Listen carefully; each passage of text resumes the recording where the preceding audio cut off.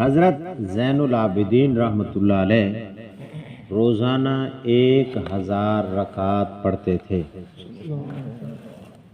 تہجد کی نماز کبھی سفر یا حضر میں ناگا نہیں ہوئی۔ جب وضو کرتے تو چہرہ زرد ہو جاتا تھا اور جب نماز کے لیے کھڑے ہوتے تو بدن پر لرزہ طاری ہو جاتا تھا۔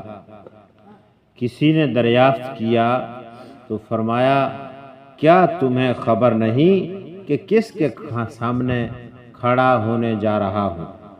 ایک مرتبہ نماز پڑھ رہے تھے کہ گھر میں آگ لگ گئی۔ یہ نماز میں مشغول رہے۔ لوگوں نے عرض کیا تو فرمایا، دنیا کی آگ سے آخرت کی آگ نے غافل کر رکھا ہے۔ آپ کا ارشاد ہے، مجھے تکبر کرنے والے پر تعجب ہے کہ کل تک ناپاک نطفہ تھا اور کل کو مردار ہو جائے گا، پھر تکبر کس بات کا کرتا ہے؟ آپ فرمایا کرتے تھے، تعجب ہے کہ لوگ فنا ہونے والے گھر کے لیے تو فکر کرتے ہیں، ہمیشہ رہنے والے گھر کی فکر نہیں کرتے۔ آپ کا معمول مبارک تھا کہ رات کو چھپ کر صدقہ کیا کرتے تھے۔ لوگوں کو یہ خبر بھی نہ ہوتی تھی کہ کس نے دیا۔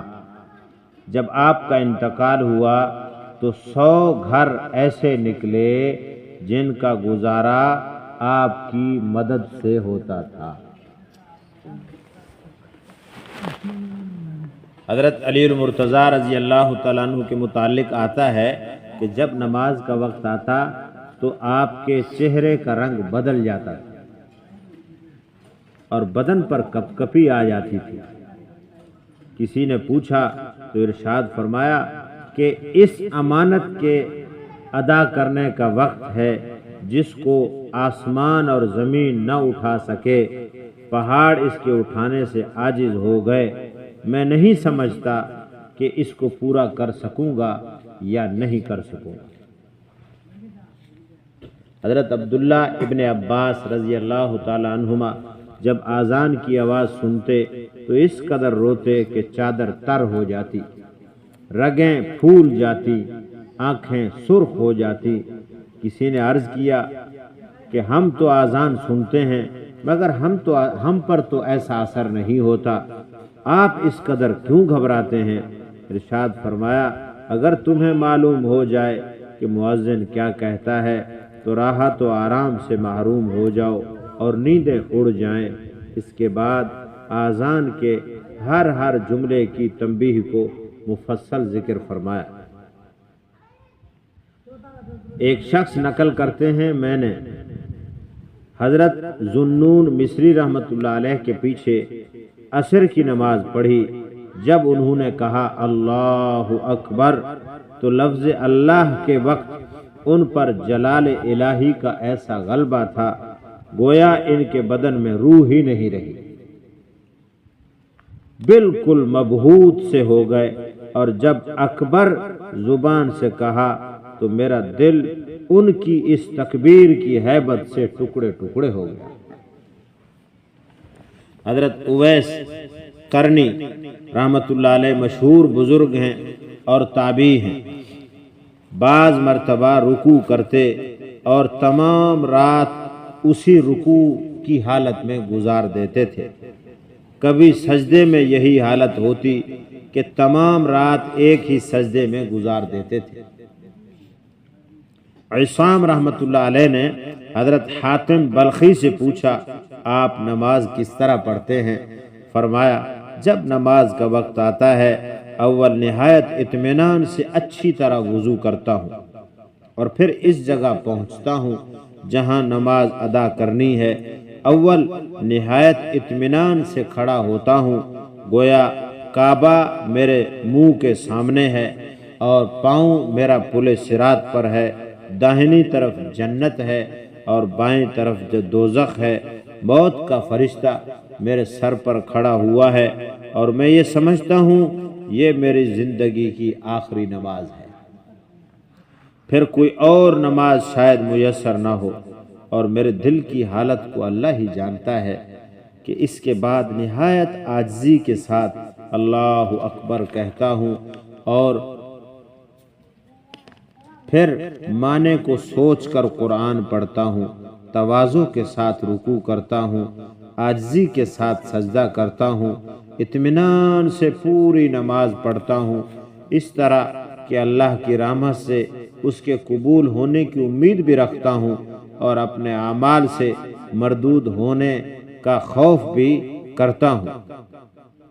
حضرت اسام نے پوچھا، کتنی مدت سے آپ ایسی نماز پڑھتے ہیں؟ حاتم رحمۃ اللہ علیہ نے کہا، 30 برس ہو گئے ہیں۔ حضرت اسام رحمۃ اللہ علیہ رونے لگے کہ مجھے تو ایک نماز بھی ایسی نصیب نہیں ہوئی۔ حضرت حاتم رحمۃ اللہ علیہ کہتے ہیں، حضرت حاتم رحمۃ اللہ علیہ کے بارے میں کہتے ہیں، ایک مرتبہ جماعت ان کی فوت ہو گئی جس کا بے حد ان پر اثر تھا۔ ایک دو ملنے والوں نے تعزیت کی، اس پر رونے لگے اور فرمایا، اگر میرا ایک بیٹا مر جاتا تو آدھا بلخ تعزیت کے لیے آ جاتا۔ ایک روایت میں آتا ہے کہ 10,000 آدمی میری تعزیت کرنے کے لیے آ جاتے، لیکن جماعت کے ساتھ میری نماز فوت ہو گئی، میری تعزیت اور پوچھنے کے لیے صرف 2 آدمی آئے ہیں۔ یہ صرف اس کی وجہ یہ ہے کہ دین کی مصیبت لوگوں کی نگاہ میں دنیا کی مصیبت سے ہلکی ہے۔ آج بھی ایسا ہی ہے، کسی کا بیٹا، کسی کا رشتہ دار مر جائے، یا کسی کی بکری، کسی کا گائے، کسی کا کچھ مر جائے تو لوگ پوچھنے کے لیے بہت سارے جمع ہو کر جاتے ہیں، لیکن کسی کی نماز رہ جائے اور وہ نماز کے لیے نہ آ رہا ہو، اس کو پوچھنے کے لیے کوئی نہیں جاتا۔ دنیا کی مصیبت کی اہمیت ہے، آخرت کی مصیبت کی اہمیت نہیں ہے۔ دنیا کی مصیبت اور تکلیف اور پیش آنے والے واقعے پر دکھ ہوتا ہے، لوگ اس دکھ میں شریک بھی ہوتے ہیں، لیکن نماز کا چھوٹ جانا ان کے نزدیک کوئی اہمیت نہیں رکھتا، اس لیے اس کی قدر بھی نہیں ہے، اور اس کے رہ جانے پر، چھوٹ جانے پر کوئی پوچھنے بھی نہیں جاتا۔ فرمایا کہ اگر تمہاری ایک نماز بھی رہ گئی، کأنما وتر اہلہ ومالہ، یہ اتنا بڑا صدمہ، اتنی بڑی مصیبت ہے، اتنا بڑا نقصان ہے، جیسا کہ تمہارا مال اور تمہارے اہل و عیال سب لٹ گئے اور تم اکیلے کھڑے رہ گئے۔ حضرت سعید بن مسیب رحمۃ اللہ علیہ کہتے ہیں، 20 برس کے عرصے میں کبھی ایسا نہیں ہوا کہ آذان ہوئی ہو اور میں مسجد میں پہلے سے موجود نہ ہوں۔ 20 برس ایسے ہیں کہ میں مسجد میں آذان سے پہلے موجود ہوتا تھا۔ حضرت محمد بن واسع رحمۃ اللہ علیہ کہتے ہیں، مجھے دنیا میں صرف 3 چیزیں چاہیے، ایک ایسا دوست جو میری لغزشوں پر متنبہ کرتا رہے، ایک بقدر زندگی روزی جس میں کوئی جھگڑا نہ ہو، ایک جماعت کی نماز ایسی کہ اس میں کوئی جو کوتاہی ہو جائے وہ تو معاف ہو، اور جو ثواب ملے وہ مجھے مل جائے۔ حضرت ابو عبیدہ بن جراح رضی اللہ تعالی عنہ نے ایک مرتبہ نماز پڑھائی، نماز کے بعد فرمانے لگے کہ شیطان نے اس وقت مجھ پر ایک حملہ کیا، میرے دل میں یہ خیال ڈالا کہ میں افضل ہوں، اس لیے مجھے امام بنایا جاتا ہے۔ پھر کہا، آئندہ کبھی بھی نماز نہیں پڑھاؤں گا۔ میرے دل میں یہ خیال کیوں آیا؟ میمون بن مہران رحمۃ اللہ علیہ ایک مرتبہ مسجد میں تشریف لے گئے تو جماعت ہو چکی تھی، انا للہ و انا الیہ راجعون پڑھا اور فرمایا، نماز کی فضیلت مجھے عراق کی سلطنت سے زیادہ محبوب ہے۔ کہتے ہیں ان حضرات میں سے جس کی تکبیر اولی فوت ہو جاتی 3 دن تک اس کا رنج کرتے تھے، اور جس کی جماعت جاتی رہتی 7 دن تک اس کا افسوس کرتے رہتے تھے۔ بکر بن عبداللہ رحمۃ اللہ علیہ کہتے ہیں، اگر تو اپنے مالک اپنے مولا سے بلا واسطہ بات کرنا چاہے تو جب چاہے کر سکتا ہے۔ کسی نے پوچھا، اس کی کیا صورت ہے؟ فرمایا، اچھی طرح وضو کر نماز کی نیت باندھ لے۔